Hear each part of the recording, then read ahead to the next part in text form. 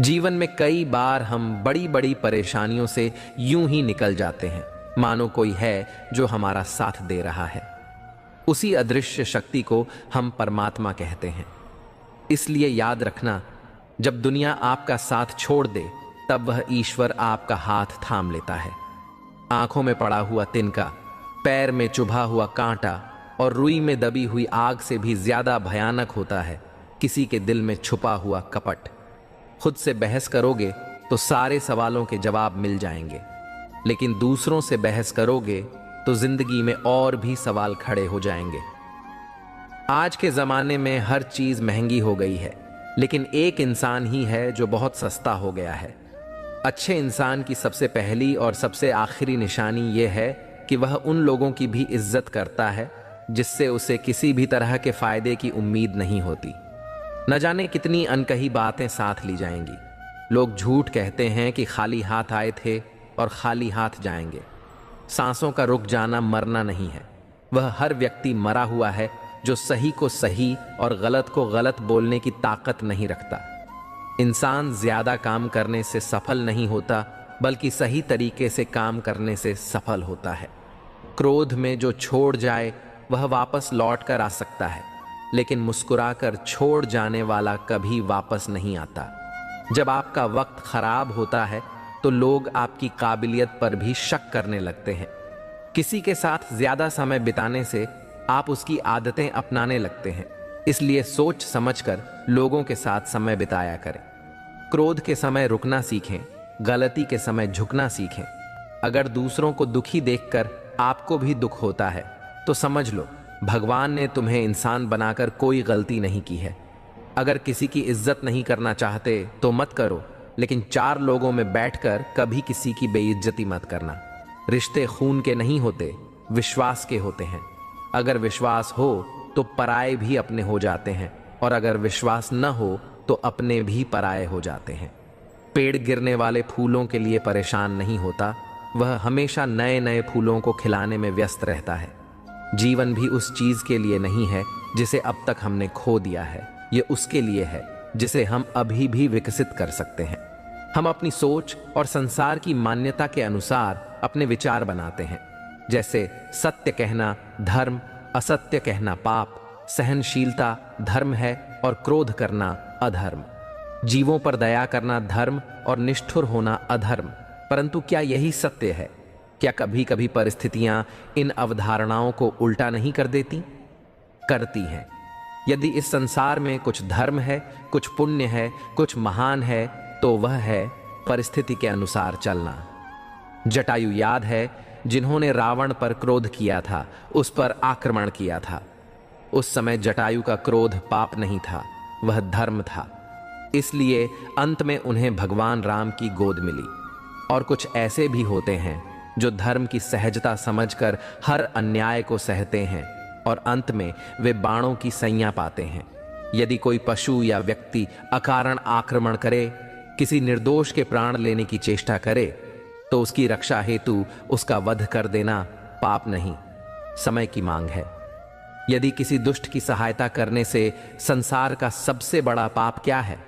संसार का सबसे बड़ा पाप है किसी निर्बल को सताना, और संसार का सबसे बड़ा दंड भी उस निर्बल के मुख से निकली हाय है।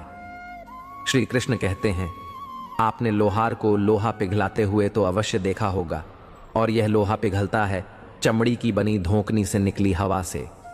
जरा आप सोचिए, एक मृत पशु की खाल से बनी धोकनी इतनी कठोर लोहे को भस्म कर सकती है। ठीक उसी प्रकार आप चाहे जितने भी शक्तिशाली क्यों ना हो, यदि आपने किसी निर्दोष, किसी निर्बल को सताया, तो उसके मन से निकली हाय और उसका श्राप आपके जीवन को भस्म कर सकता है। लोग कहते हैं आप जिंदगी में कभी अकेले खुश नहीं रह सकते। ऐसा बिल्कुल नहीं है। सच तो यह है, जिंदगी में अकेलापन ही हमें जिंदगी जीने का सही मतलब सिखाता है। अकेलापन वह एहसास है जब आप सबसे अलग महसूस करते हैं, पर सबसे ज्यादा जरूरी है आप अपने आप को प्यार करें।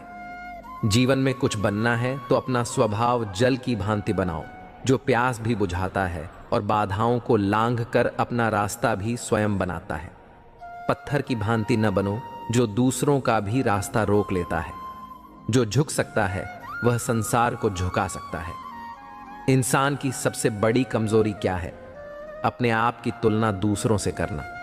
हमेशा याद रखिए, सफलता कभी भी धन दौलत नहीं देखती, वो तो सिर्फ मेहनत देखती है। इंसानियत आदमी को इंसान बना देती है।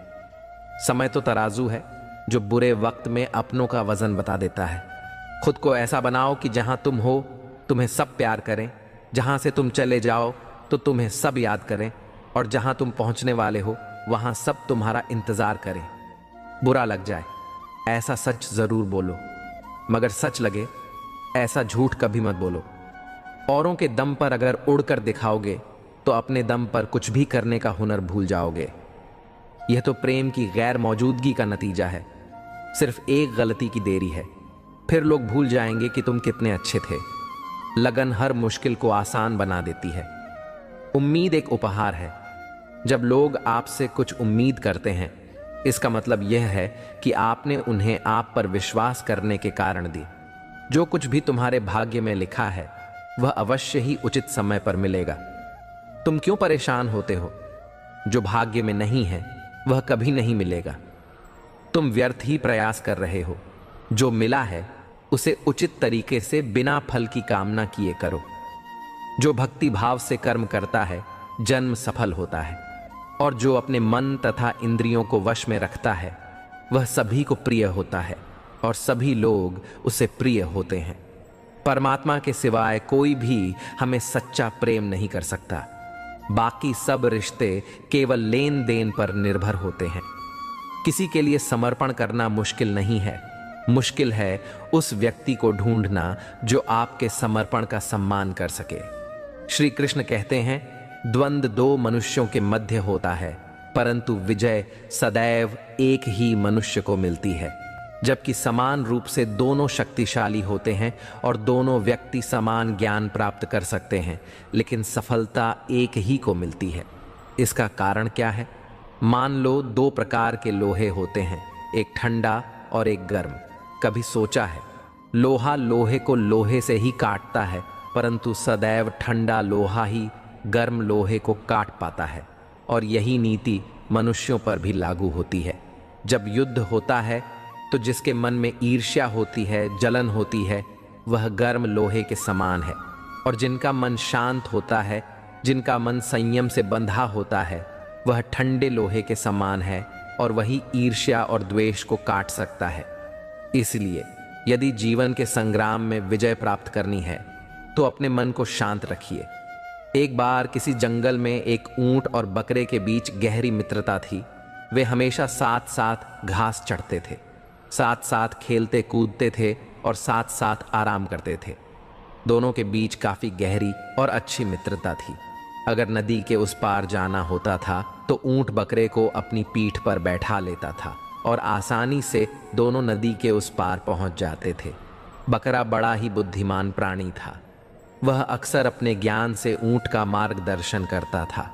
एक दिन ऊंट ने बकरे से कहा, मित्र, मैं तुम्हें पीठ पर बैठा कर दूर देश के लिए ले चलता हूं। तुम कोई ऐसी कहानी सुनाते चलो जिससे ज्ञान भी प्राप्त हो और सफर भी आसान कट जाए। बकरा कहता है, मित्र, मैं हमेशा की तरह आपको एक ज्ञानवर्धक कहानी सुनाता हूं। यह कहानी हमें एक बहुत अनमोल सीख देकर जाएगी। आपसे निवेदन है कि इस कहानी को ध्यान देकर सुने।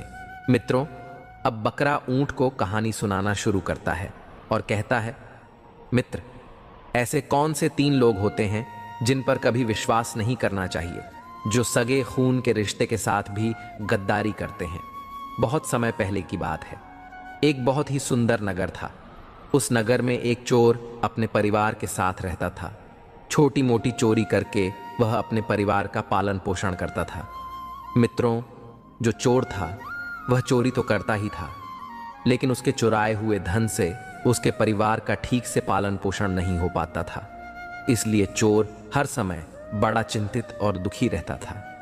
एक दिन चोर अपने घर के द्वार पर बैठा हुआ सोच रहा था, मैं नगर में चोरी करता हूं, लोगों के घरों में डाका डालता हूं, फिर भी मैं दुखी रहता हूं। मैंने इतनी चोरी कर ली, फिर भी मेरे परिवार की गरीबी दूर नहीं होती। अब मैं ऐसा क्या करूं जिससे मेरे परिवार की गरीबी मिट जाए।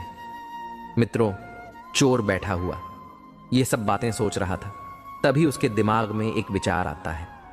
चोर ने विचार किया, पाप तो पाप होता है, चाहे छोटा हो या बड़ा हो, चाहे छोटी चोरी करूं या बदचोरी करूं, रहूंगा तो चोर ही। और यदि मैं चोरी करते हुए पकड़ा गया तो उतनी सजा मुझे छोटी चोरी करने के लिए मिलेगी जितनी सजा मुझे बड़ी चोरी करने की मिलेगी। तो फिर क्यों ना मैं बड़ी चोरी करूं।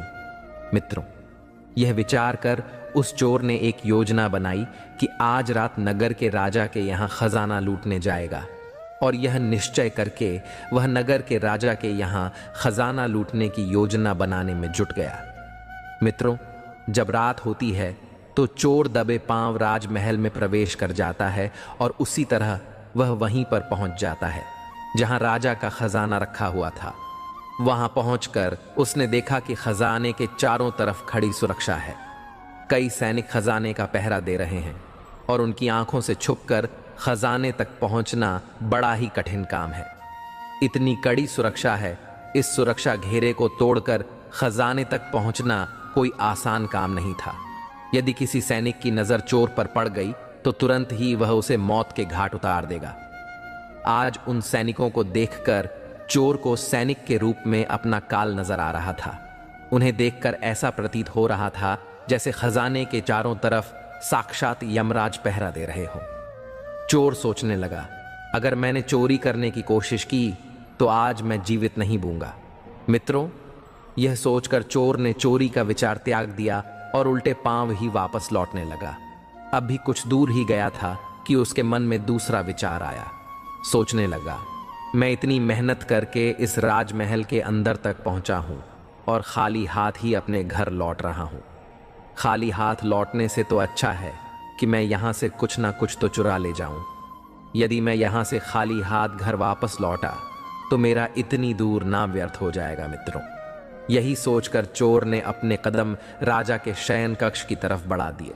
चोर ने अनुमान लगाया कि इस समय राजा तो अपनी रानी के साथ गहरी नींद में सो रहे होंगे। राजा के शयन कक्ष में जाऊंगा और राजा के वस्त्र पहन लूंगा। उन राजसी वस्त्रों को पहनकर राजा की वेशभूषा बनाकर आराम से यहां से धन चुराकर इन महलों से बाहर निकल जाऊंगा। पहरेदार को लगे कि मैं राजा हूं, इसलिए वह मेरे रास्ते में नहीं आएंगे और मेरा काम आसान हो जाएगा। मित्रों, ऐसा निश्चय करके चोर राजा के शयन कक्ष के पास पहुंच जाता है और शयन कक्ष के बाहर लगे हुए पर्दे को धीरे से हटाकर अंदर झांकने की कोशिश करता है। जैसे ही उसने पर्दे को हटाकर अंदर झांका तो अंदर का नजारा देखकर वह स्तब्ध रह गया। उसने देखा कि राजा अपने पलंग पर गहरी नींद में सोया हुआ है और उसकी रानी अर्धनग्न अवस्था में पलंग के सिरहाने बैठी हुई हैरानी को जागते हुए देखकर चोर के हाथ पैर फूल जाते हैं और चोर एक तरफ दीवार से सटकर खड़ा हो जाता है। रानी के सो जाने का इंतजार करने लगता है। कुछ समय तक तो चोर उस दीवार से सटकर ऐसे ही खड़ा रहा। फिर जब उसने पर्दा हटाकर फिर से देखा कि रानी सो गई या जाग रही है, क्योंकि चोर तो इस ताक में था कि रानी सोए, तो मैं राजा के वस्त्र चुराकर उन वस्त्रों को पहन लूंगा और इस महल से बाहर निकल जाऊं। लेकिन चोर ने जब पर्दा हटाकर अंदर झांका तो उसने देखा कि रानी उसी अवस्था में बैठी हुई अभी भी जाग रही थी। तो चोर फिर से अपने उसी स्थान पर जाकर खड़ा हो जाता है जहां पहले खड़ा हुआ था। काफी देर खड़े रहने के बाद चोर ने विचार किया कि ऐसे मैं कब तक खड़ा रह सकता हूं, ऐसे तो मेरी कमर ही थक जाएगी। यही सोचकर चोर ने निश्चय किया कि शयन कक्ष के बाहर जो कुर्सी पड़ी हुई है उस कुर्सी पर बैठकर कुछ देर आराम कर लेना चाहिए और तब तक रानी भी गहरी नींद में सो जाएगी। मित्रों, यही विचार कर चोर दबे पांव उस कुर्सी तक पहुंच जाता है और उसी के पास पहुंचकर उस पर बैठने का प्रयास करता है। लेकिन यह क्या, जैसे ही वह चोर उस कुर्सी पर बैठा वैसे ही वह कुर्सी टूट गई और चोर जोर की आवाज के साथ जमीन पर गिर पड़ा। चोर के गिरने की आवाज से राजा की नींद तो नहीं खुली, लेकिन जैसे ही चोर के गिरने की आवाज रानी के कानों में पड़ी तो रानी नंगी तलवार लेकर अपने शयन कक्ष से बाहर आती है। बाहर उस चोर को देखकर रानी घबरा जाती है। उसने तुरंत तलवार चोर की गर्दन के ऊपर रख दी। बोली, तू कौन है और किस लिए यहां आया है? सच बताना, वरना मैं तेरा सिर धड़ से अलग कर दूंगी। मित्रों, जैसे ही रानी की तलवार ने चोर की गर्दन को छुआ तो चोर डर के मारे थर थर कांपने लगा। उसका पूरा शरीर पसीने से सराबोर हो गया। चोर हाथ जोड़ते हुए बोला, रानी साहिबा, मेरी जान बख्श दो। मैं गरीब हूं और चोरी करने के उद्देश्य से ही आपके के इन महलों में आया हूं। हे महारानी, मैं आपके ही नगर का एक छोटा सा चोर हूं और छोटी मोटी चोरी करके ही अपने परिवार का पालन पोषण करता हूं। आप मुझे मार दोगी तो मेरे बच्चे अनाथ हो जाएंगे। हे रानी साहिबा, मैं आपको वचन देता हूं कि आप इस बार मुझे छोड़ दो। आज के बाद मैं फिर कभी इन महलों को चोरी करने नहीं आऊंगा। हे रानी, मेरे छोटे छोटे बच्चे हैं, कृपया आज मेरी जान बख्श दो और मुझे यहां से जान। रानी जब चोर की इन बातों को सुनती है तो उसे कुछ तरस आ जाता है। फिर कुछ सोच समझकर रानी उस चोर से कहती है, सुनो, मैं तुम्हें एक शर्त पर छोड़ सकती हूं। तुम्हें मेरा एक काम पूरा करना होगा। अगर कर दिया तो मैं तुम्हारी जान भी बचा दूंगी और कुछ धन वगैरह भी दे दूंगी, लेकिन जाने से पहले तुम्हें मेरा यह काम करना होगा। चोर बोला, महारानी, आप जो बोलो मैं वही करूंगा। आपकी सभी शर्तें मुझे मंजूर हैं, बस आपको मेरी गर्दन से तलवार हटानी है। आप जो कहोगी उसे मैं करने को तैयार हूं। रानी बोली, यदि तुम जिंदा घर जाना चाहते हो तो तुम मेरी इन बातों को कान लगाकर सुनो। मेरी इच्छा यह है कि इस समय मैं काम से पीड़ित हूं। यदि तुम मेरे साथ समागम करो और मुझे संतुष्टि प्रदान करो, तभी तुम यहां से जिंदा बाहर जा सकते हो। यदि तुमने मेरी बातों को नहीं माना तो तुम्हारा सिर और मेरी तलवार एक झटके में तुम्हारी गर्दन को धड़ से अलग कर दूंगी। अब सोच लो, तुम्हें क्या करना है सज्जनों। चोर जब रानी के मुख से इन बातों को सुनता है तो रानी के इन वचनों को सुनकर वह और भी ज्यादा घबरा जाता है। चोर रानी से कहता है, रानी साहिबा, आप यह क्या बोल रही हैं? मैं कहाँ एक छोटा सा चोर और कहाँ आप इतने बड़े साम्राज्य की महारानी। मैं भला आपके साथ ऐसा सोच भी नहीं सकता हूं। यह तो मेरे लिए सोचना भी पाप है। मेरी इतनी औकात नहीं कि मैं आपके साथ ऐसा करने की सोचूं। रानी ने कहा, देखो, मुझे मत समझाओ कि क्या सही है और क्या गलत है। मैं कुछ नहीं सुनना चाहती। वास्तव में तुम्हें जान प्यारी है तो मैं जैसा कहती हूं तुम वैसा करो, वरना मरने के लिए तैयार हो जाओ। मित्रों, रानी का ऐसा प्रस्ताव सुनकर चोर की जान हलक में टक गई। सोचने लगा, आज तो मैं बड़ी मुसीबत में फंस गया हूं। मैंने रानी की बात नहीं मानी तो रानी मुझे मौत के घाट उतार देगी। यदि मैंने रानी की बात मान भी ली तो यह बात राजा को पता चल गई तो राजा मुझे कहीं का नहीं छोड़ेगा। मित्रों, चोर बड़ी दुविधा में फंस गया। चोर सोचने लगा, अब मुझे क्या करना चाहिए? कैसे मैं इस मुसीबत से बाहर निकलूं?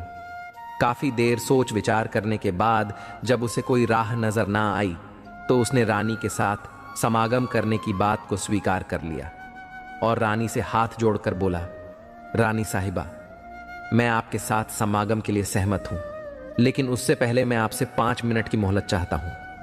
मुझे बहुत जोरों की लघु शंका लग रही है। पहले आप मुझे लघु शंका से निवृत्त हो जाने दें, उसके बाद आप जैसा कहेंगी मैं वैसा करूंगा। चोर की इन बातों को सुनकर रानी ने चोर की गर्दन से तलवार हटा दी और उसी तलवार से पेशाब खाने का इशारा करते हुए बोली, देखो, सामने ही पेशाब घर है।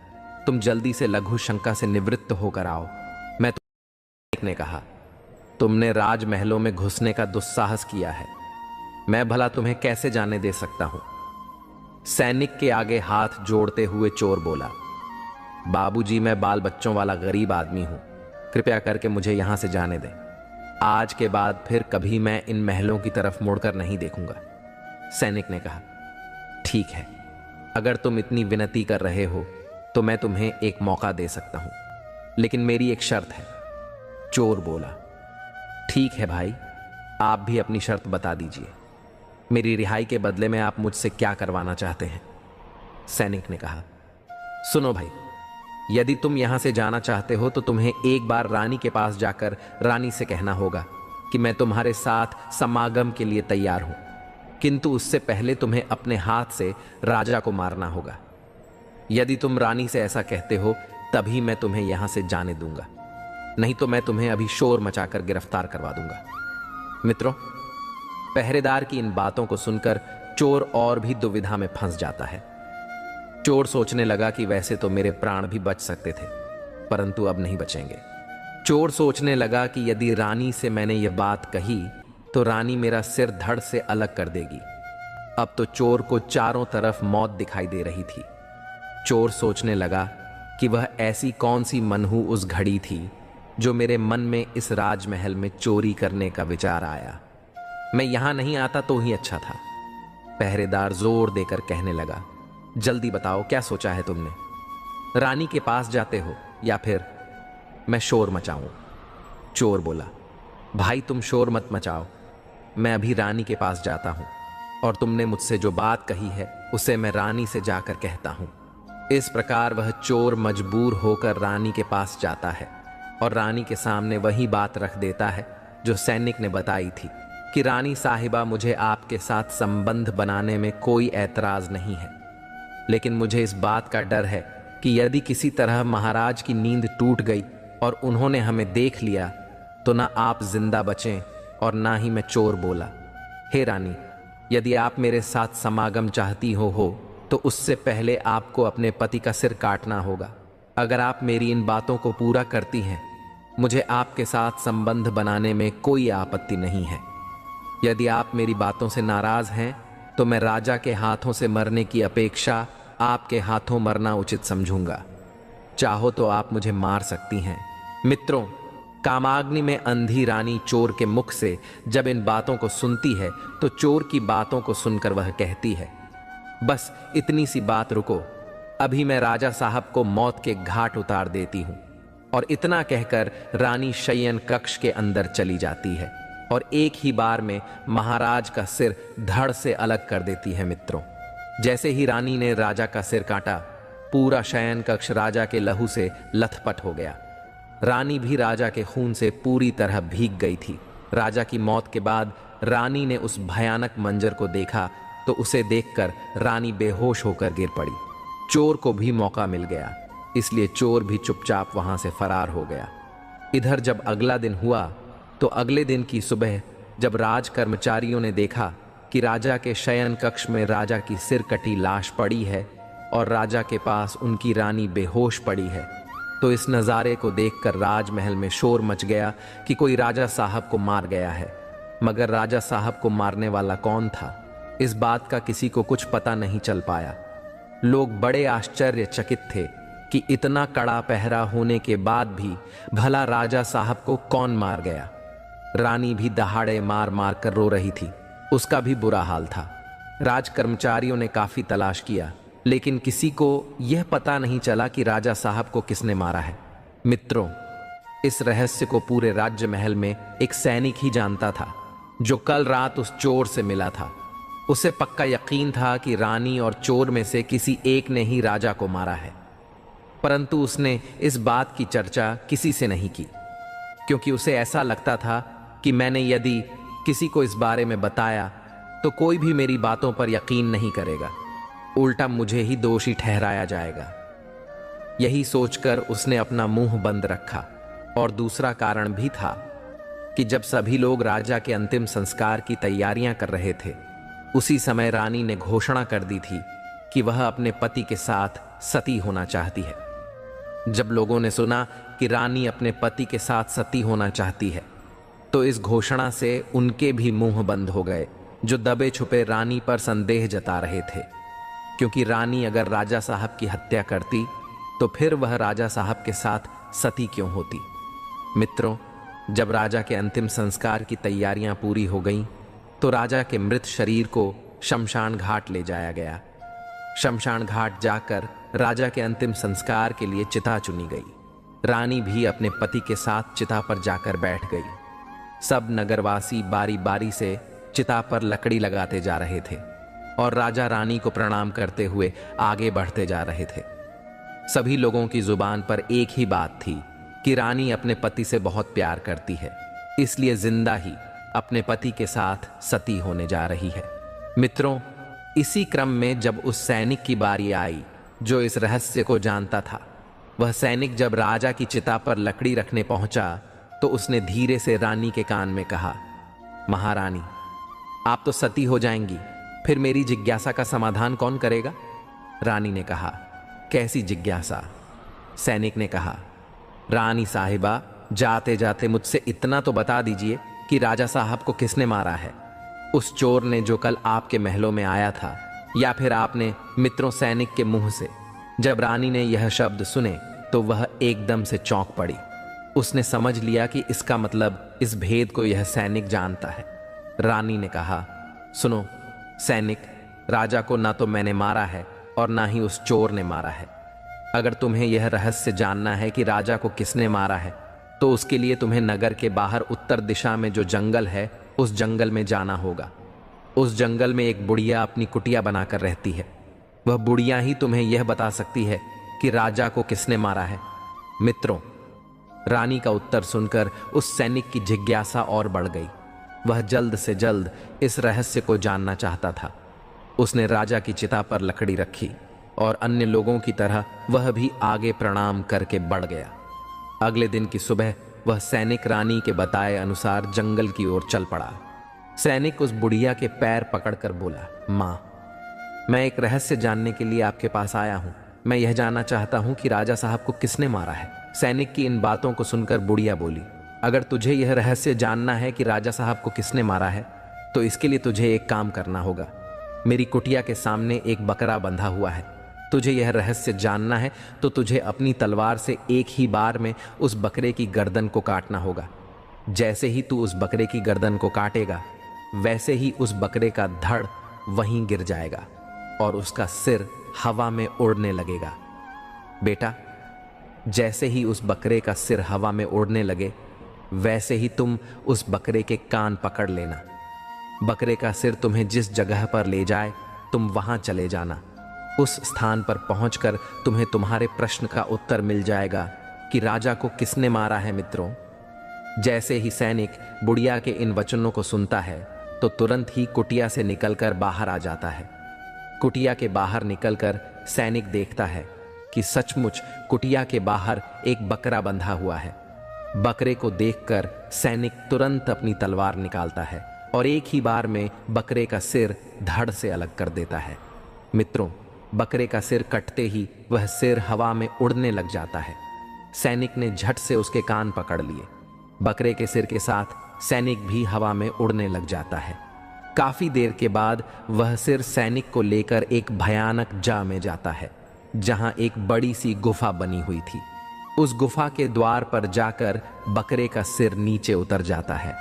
सैनिक सोचने लगा कि इस जंगल में मुझे कोई मनुष्य तो दिखाई नहीं दे रहा है, फिर मेरे सवालों का जवाब कौन देगा?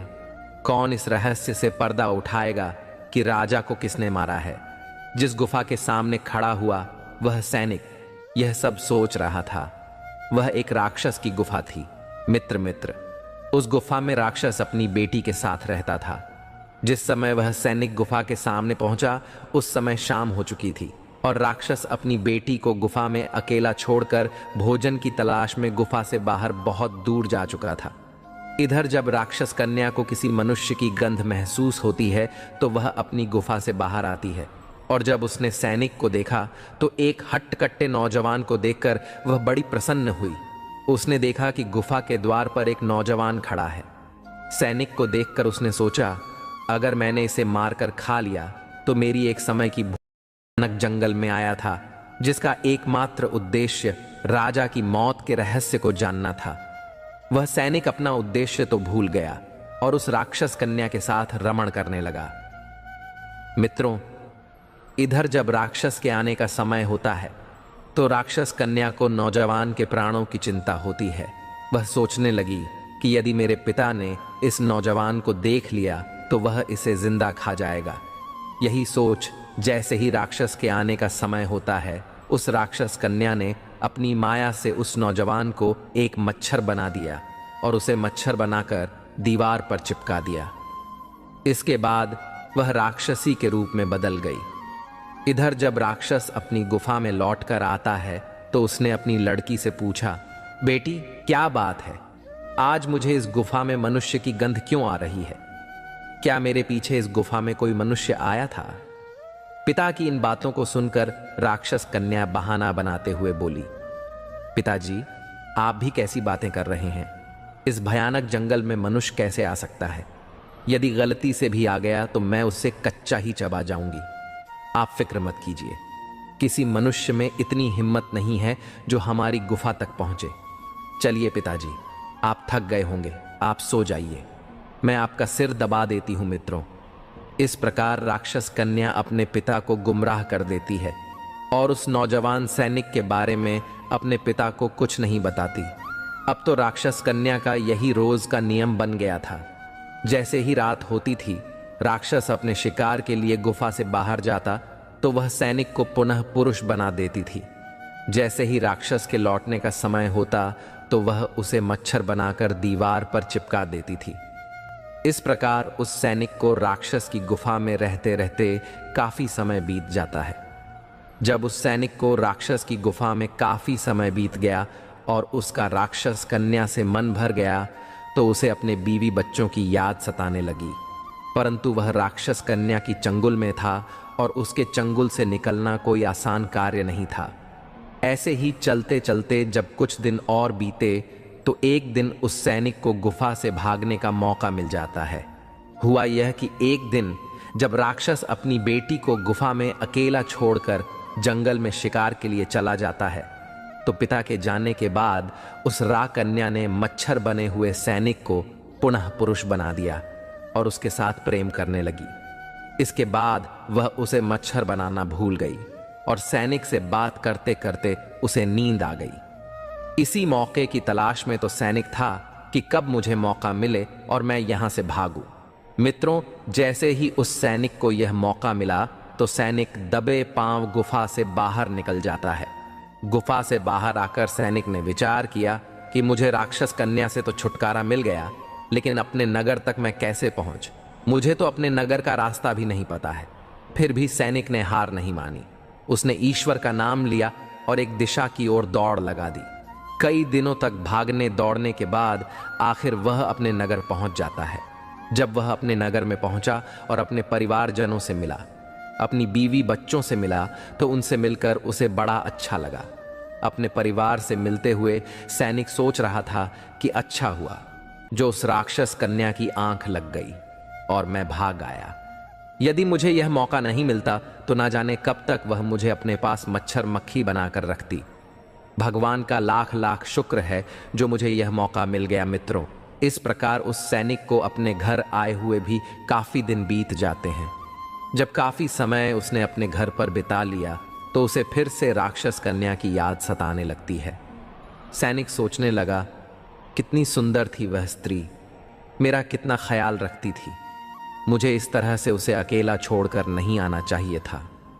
उसने मेरा कितना ख्याल रखा, मुझे इतना प्यार दिया, और मैंने उसके साथ में क्या किया? आते समय में उससे मिला तक नहीं। मुझे इस तरह उसे छोड़कर नहीं आना चाहिए था। मित्रों, जब यह ख्याल सैनिक के मन में आता है तो उसकी बेचैनी बढ़ने लगती है। अब तो वह रात दिन उसके ख्यालों में खोया रहता था। अब तो उसे ना रोटी अच्छी लगती थी ना पानी, सारे दिन उसी के बारे में सोचता रहता था। जब उसकी बेचैनी बढ़ने लगी तो सैनिक उस राक्षस कन्या से मिलने के लिए छटपटा नहीं लग गया और उसने निश्चय किया कि चाहे कुछ भी हो जाए, लेकिन एक बार वह उस कन्या से मिलकर जरूर आए। यह निश्चय करके सैनिक उस बुढ़िया के पास में पहुंच जाता है और उस बुढ़िया से हाथ जोड़कर कहता है, मां जी, जिस स्थान पर आपने मुझे पहले भेजा था उसी स्थान पर मैं दोबारा से जाना चाहता हूं। बुढ़िया ने जब सैनिक को देखा तो वह बुढ़िया सैनिक को देखकर पहचान गई कि यह वही सैनिक है जो कुछ दिन पहले मेरे पास राजा के हत्यारे का पता लगाने के लिए आया था। बुढ़िया बोली, बेटा, जिस काम के लिए मैंने तुम्हें उस जंगल में भेजा था, क्या तुम्हारा काम अभी पूरा हुआ या नहीं? सैनिक बोला, मां, छोड़िए उन बातों को। मुझे उन बातों से क्या लेना देना कि राजा को किसने मारा। मैं तो उससे भी ज्यादा जरूरी कार्य के लिए आपके पास आया हूं। मां जी, बस एक बार आप मुझ पर कृपा कर दो और मुझे उस स्थान पर पहुंचा दो। बस मैं एक बार उस ऐसन पर जाना चाहता हूं। मित्रों, अब तो सैनिक उस बात को भूल चुका था कि मैं पहली बार इस बुढ़िया के पास में क्यों आया था। अब तो सैनिक को केवल उस राक्षस कन्या से मिलना था। उसके अंदर उस कन्या से मिलने के लिए बेचैनी बढ़ती जा रही थी। वह बार बार बुढ़िया से उस स्थान पर पहुंचाने की मिन्नत कर रहा था। सैनिक की इस बेचैनी को देखकर बुढ़िया समझ गई कि यह सैनिक काम के वशीभूत है। बुढ़िया ने कहा, बेटा पहले तो मेरे पास एक बकरा था जिसके तुम कान पकड़कर वहां पहुंच गए थे, लेकिन अब तो मेरे पास दूसरा बकरा नहीं बचा है। अब मैं तुम्हें वहां कैसे पहुंचा सकूंगी? तब सैनिक ने कहा, माता जी, मैं तुम्हारा जीवन भर आड़नी रहूंगा। आप मुझे किसी भी तरह उस स्थान पर पहुंचा दो। मैं एक बार उस राक्षस कन्या से मिलना चाहता हूं। आप किसी तरह मुझे उस लड़की से मिलवा। सैनिक की इन बातों को सुनकर बुढ़िया बोली, ठीक है, यदि तुम नहीं मानते हो तो मेरे पास एक दूसरा उपाय है जिससे तुम शीघ्र ही उस लड़की के पास पहुंच सकते हो। जब सैनिक ने पूछा, क्या उपाय है, तो बुढ़िया कहने लगी, बेटा तुम उस लड़की से मिलना चाहते हो तो इसके लिए तुम्हें अपने बड़े बेटे को मेरे पास लाना होगा। सैनिक बोला, यह कौन सी बड़ी बात है, मैं अभी अपने बेटे को लेकर आता हूं। मित्रों, इतना कहकर सैनिक अपने घर पहुंचा और अपने बड़े बेटे को लेकर बुढ़िया के पास आया। फिर बुढ़िया से कहने लगा, माता जी, मैं अपने बेटे को अपने साथ ले आया हूं, बताइए अब मुझे क्या करना है। बुढ़िया बोली, बेटा तुम्हें ज्यादा कुछ नहीं करना है। जिस प्रकार तुमने उस बकरे का सिर काटा था उसी प्रकार तुम्हें अपने पुत्र की गर्दन काटनी है। जिस तरह तुम बकरे के कान पकड़कर उस स्थान पर पहुंचे थे उसी तरह तुम्हारे बेटे का सिर भी तुम्हें उस स्थान पर पहुंचा देगा। मित्रों, काम के वशीभूत सैनिक लड़की से मिलने के लिए अपने बच्चे का सिर काटने के लिए तैयार हो जाता है। जैसे ही सैनिक अपने बेटे का सिर काटने के लिए तलवार उठाता है, वैसे ही वह बुढ़िया उस सैनिक का हाथ पकड़ लेती है और कहती है, ठहरो नौजवान जवान, यही तुम्हारे प्रश्न का जवाब है। तुम मेरे पास उस दिन एक सवाल लेकर आए थे कि राजा को किसने मारा है। तो सुनो नौजवान, राजा को ना तो चोर ने मारा था और ना ही रानी ने मारा था। राजा को तो सिर्फ हवस ने मारा था। जिस तरह आज तुम काम वासना में अंधे होकर अपने ही बेटे को मारने के लिए तैयार हो गए, इसी हवस के वशीभूत होकर मनुष्य अज्ञानी हो जाता है और वह इतना घृणित कार्य कर देता है जिसकी कोई कल्पना भी नहीं कर सकता। वासना का अंधा रिश्ते को तार तार कर देता है। कब किसकी जान ले ले कोई नहीं जानता। इसलिए कोई कितना भी सगा हो, वासना के अंधे का कभी विश्वास नहीं करना चाहिए। बुढ़िया आगे समझाते हुए बोली, बेटा दूसरा होता है धन का लालची। धन का लालची व्यक्ति भी कभी किसी का सगा नहीं होता। जो व्यक्ति धन का लची होता है उसके लिए भी कोई चीज मायने नहीं रखती। ऐसे लोग थोड़े से धन के लालच में सभी सीमाएं लांघ जाते हैं। धन के लालची व्यक्ति का भी कभी विश्वास नहीं करना चाहिए। बेटा, अब मैं तुम्हें तीसरे व्यक्ति के बारे में बताती हूं जिसके ऊपर भी कभी भूल कर भी विश्वास नहीं करना चाहिए। बेटा, वह है क्रोधी इंसान। जिन व्यक्तियों का स्वभाव क्रोधी किस्म का होता है, ऐसे लोग भी विश्वास के काबिल नहीं होते। क्रोधी मनुष्य क्रोध में अंधा होकर वह सब कुछ कर डालता है जिसका अंजाम पछताने के अलावा कुछ नहीं होता। क्रोधी मनुष्य की बुद्धि सबसे शून्य हो जाती है। क्रोधी मनुष्य को अपना पराया कुछ नहीं दिखाई देता। क्रोधी मनुष्य से सदा सावधान रहना चाहिए। तो मित्रों, यह थे वे 3 लोग जिनसे हमेशा बच के रहना चाहिए। ये लोग किसी भी हद तक जा सकते हैं। ये 3 लोग किसी के सगे नहीं होते, यहां तक कि अपने खून के साथ भी गद्दारी कर सकते हैं। चोट लगने पर मुंह से पहला लफ्ज मां ही निकलता है। अपनाने के लिए 1000 खूबियां भी कम है और छोड़ने के लिए एक कमी ही काफी है। किस तरह निभाए रिश्ते कुछ समझ में नहीं आता। किसी से दिल नहीं मिलता तो कोई दिल से नहीं मिलता। अगर आपको कोई अच्छा लगता है तो अच्छा, वह नहीं बल्कि अच्छे आप हैं, क्योंकि उसमें अच्छाई देखने वाली नजर आपके पास है। प्यार खत्म हो जाने पर रिश्ता बोझ लगता है, क्योंकि अक्सर बारिश रुकने के बाद छाता भी बोझ लगने लगता है। ख्वाहिशें तो आज भी बगावत करना चाहती हैं, मगर मैंने सीख लिया है कि बात को सीने में दफन करना चाहिए। कुछ लोग अपनी जिंदगी ऐसे शख्स के लिए बर्बाद कर देते हैं जिसे उनकी परवाह तक नहीं होती। कोई इतना अमीर नहीं होता कि वह अपना गुजरा हुआ कल खरीद सके, और कोई इतना गरीब नहीं होता कि अपना आने वाला कल ना बदल सके। पतझड़ में सिर्फ पत्ते गिरते हैं जनाब, नज़रों से गिरने का कोई मौसम नहीं होता। अंदाज कुछ अलग है मेरे सोचने का, सबको मंजिल का शौक है और मुझे सही रास्तों का लोग कहते हैं। पैसा रखो, बुरे बुरे वक्त में काम आएगा। हम कहते हैं अच्छे लोगों के साथ रहो, बुरा वक्त ही नहीं आएगा। इज्जत उनकी होती है जो उसके लायक होते हैं, उनकी नहीं जो इज्जत की मांग करते हैं। जरा सी बात पर मत छोड़ो, किसी अपने का दामन जिंदगी बीत जाती है। किसी को अपना बनाने में आप जितना सोचते हैं लोग उतने गलत नहीं होते, बस सबका सोचने का तरीका अलग होता है। जरूरी नहीं कि कुछ तोड़ने के लिए पत्थर ही मारा जाए, लहजा बदल कर बोलने से भी बहुत कुछ टूट जाता है। सारी जिंदगी हम यही सोचकर गुजार देते हैं कि 4 लोग क्या कहेंगे, और 4 लोग अंत में बस यही कहते हैं कि राम नाम सत्य है। कंस से रिश्ते की शर्म करते तो कृष्ण जी उसे कभी मार नहीं पाते। बुराई का विरोध जरूरी है, चाहे कोई आपका रिश्तेदार हो या कोई सगा संबंधी। अपने आप को किसी भी काम में व्यस्त रख, क्योंकि व्यस्त आदमी को दुखी होने का समय ही नहीं मिलता। आजकल लोग समझते कम और समझाते ज्यादा हैं, इसीलिए तो रिश्ते सुलझ कम और उलझते ज्यादा हैं। मेहनत करते रहिए, इससे आपका काम जल्दी तो नहीं होगा पर जल्द ही होगा। अंधेरे को हटाने में वक्त बर्बाद मत करिए, बल्कि दिए को जलाने में वक्त लगाइए। दूसरों को नीचा दिखाने में नहीं, खुद को ऊंचा उठाने में वक्त लगाइए। ठहर जाने का मतलब भी अंत है और चलते रहने का मतलब अनंत है। जिंदगी की सच्चाई यही है कि ठोकर लगने पर ही इंसान चलना सीखता है। उम्मीद कभी नहीं छोड़नी चाहिए। क्या पता आने वाला दिन आज से बेहतर हो।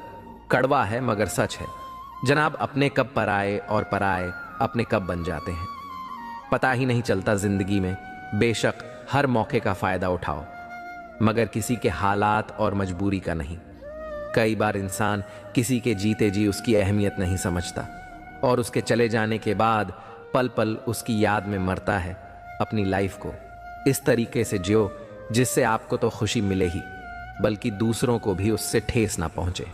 चलो थोड़ा सुकून से जिया जाए, जो दिल दुखाते हैं उनसे थोड़ा दूर रहा जाए। हर उस शख्स ने दिल दुखाया जिस पर मुझे एतबार था। झुक जाते हैं जो लोग आपके लिए किसी भी हद तक, वह सिर्फ आपकी इज्जत ही नहीं आपसे मोहब्बत भी करते हैं। मैंने जिंदगी से पूछा कि तू इतनी कठिन क्यों है। जिंदगी ने हंसकर कहा कि दुनिया आसान चीज़ों की कद्र नहीं करती। मुझे उन लोगों से कोई दिक्कत नहीं है जो मुझे पसंद नहीं करते, दिक्कत मुझे उनसे है जो मुझे पसंद करने का दिखावा करते हैं। जिंदगी में कुछ भी करना है तो सच बोल दो, घुमा फिरा के बात मत करो।